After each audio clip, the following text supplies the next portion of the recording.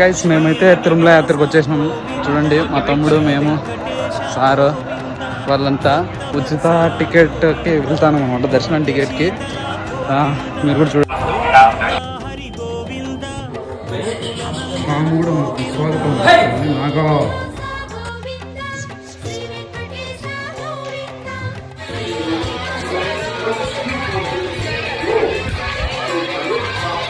నేరుగా రీచ్ అయిపోయినాం అన్నమాట శ్రీవారి మెట్లో.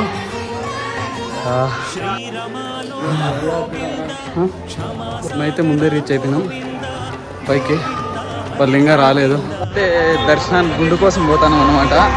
చూడండి బ్యాగ్లు వేసుకొని వెళ్తాము.